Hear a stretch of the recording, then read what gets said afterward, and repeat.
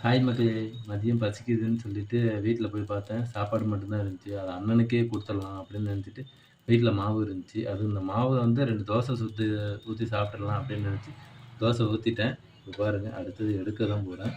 எடுத்துட்டோம்னு வச்சுக்கங்களேன், சாப்பிட வேண்டியது தான். ஆனா இப்படியே சாப்பிட முடியாது. வாய் சுட்டுரும். ஐயய்யோ! ஆ திருப்பியாச்சு. தோசை நல்லா கலர்ஃபுல்லா வந்திருக்குது. நல்லாயிருக்கும். எங்க அம்மா அவங்களே ஆட்டுனது.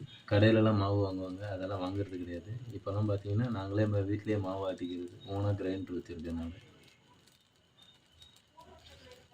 இந்த வீடியோ உங்களுக்கு பிடிச்சிருந்ததுன்னா, நம்ம சேனல சப்ஸ்கிரைப் பண்ணிட்டு பெல் ஐகான் ஆன்ல போடுங்க. நான் போடுற ஒவ்வொரு வீடியோவும் உங்களுக்கு வரும். ஆனா என்ன கன்டென்ட்னே தெரியாம ஏதோ ஒரு வீடியோ எடுத்து போடுவேன். ப்ளீஸ் எனக்காக சப்போர்ட் பண்ணுங்க.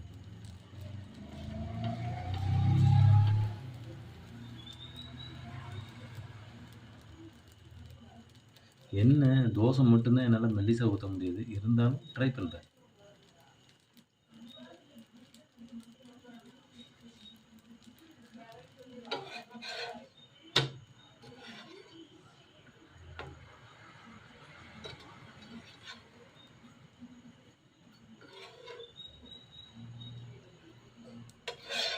பார்த்தீங்களா? தோசை எவ்வளோ கலர்ஃபுல்லா வந்திருக்கு பார்த்தீங்களா?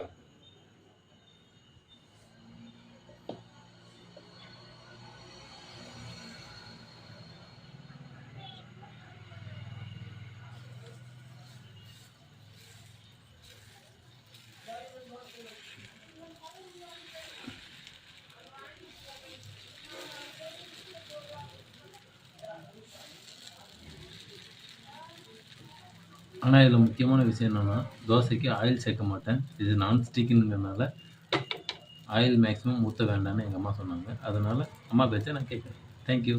நம்ம சேனல சப்ஸ்கிரைப் பண்ணிக்கங்க.